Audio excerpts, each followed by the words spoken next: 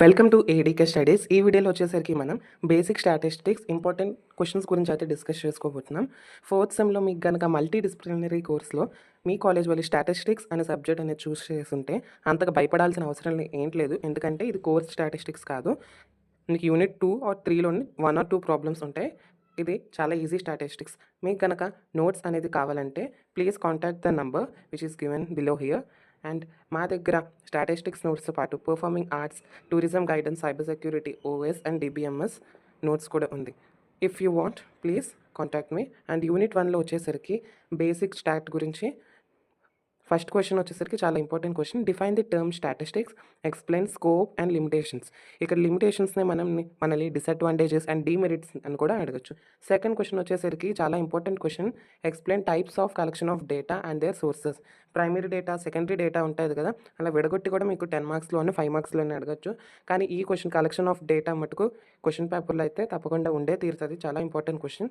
Third one, describe the procedure of constructing frequency distribution. ఇది కొంచెం 1 or 2 sums అనేది మీరు ప్రాక్టీస్ చేస్తే మీకు అర్థమవుతుంది. ఈ 5 మార్క్స్కి వచ్చే ఛాన్సెస్ అయితే ఎక్కువ ఉంటుంది.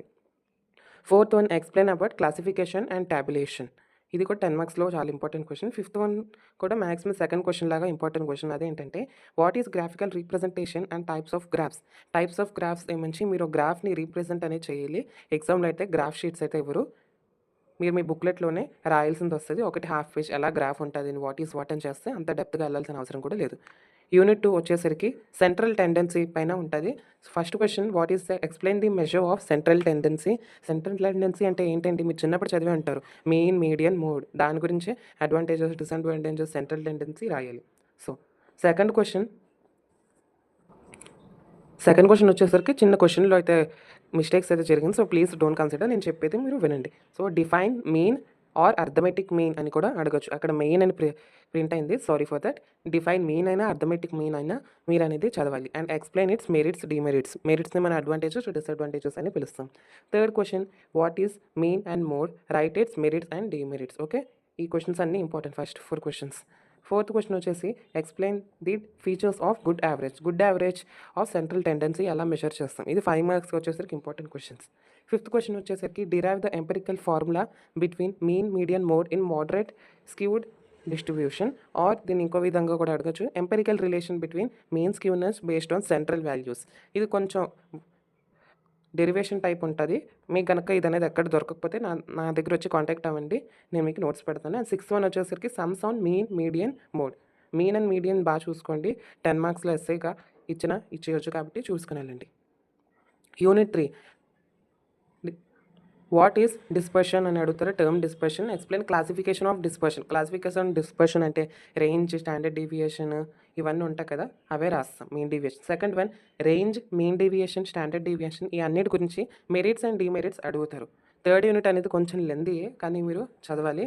డిరైవ్ ఏ రిలేషన్ బిట్వీన్ మీన్